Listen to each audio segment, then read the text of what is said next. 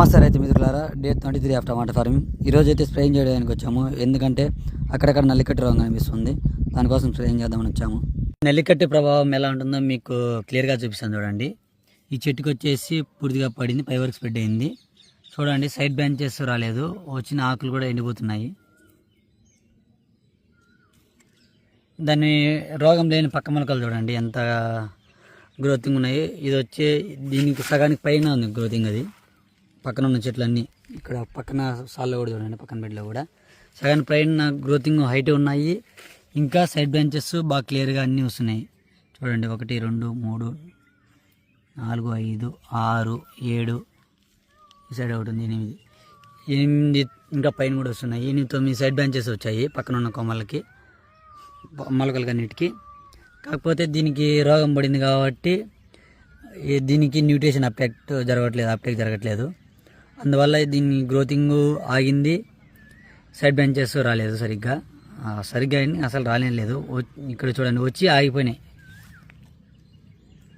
మళ్ళీ అటు నుంచి పెరగట్లేదు. ఇంకా లైట్కి ఇలానే స్ప్రెడ్ అవుతా ఇట్లా కింద నుంచి కాలుకుంటూ వస్తుంది. ఇది ఇలానే డ్రై అయిపోయి రాలిపోతుంది. ఇలానే డ్రై అవుతా రాలిపోతా పై వరకు వచ్చి మొత్తం చెట్టే డ్రై అయిపోతుంది, చనిపోతుంది లాస్ట్కి. అందుకోసమే మనకు ఈ 2 మొలకలు కనపడగానే మొత్తం స్ప్రే చేశాను. మనకు ఈ నల్లికట్టు రోగం అంటే మనం వదిలే డ్రిప్ మందులు కానీ వాటర్ సాల్యుబుల్స్ ఎన్పీకే ఏం కానీ చెట్టు తీసుకోవద్దు. అందువల్ల గ్రోత్ ఆగిపోయి చెట్టు.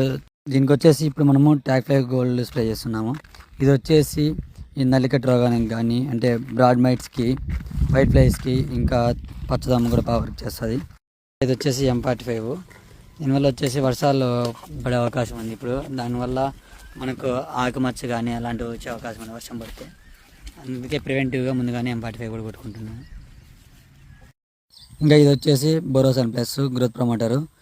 దీనివల్ల వచ్చేసి చెట్టు గ్రోత్ కానీ హెల్త్ కానీ బాగుంటుంది. ఇది వచ్చేసి న్యూట్రియంట్స్. ఎప్పుడైనా సరే మనకు పంటలో 1-2 చోట్ల రోగం కనపడగానే స్ప్రే చేసుకోవాలి తప్పనిసరిగా. స్ప్రెడ్ అయినాక చేసుకున్న లాభం లేదు, అలాగా జరగాల్సిన డ్యామేజ్ జరిగిపోతుంది.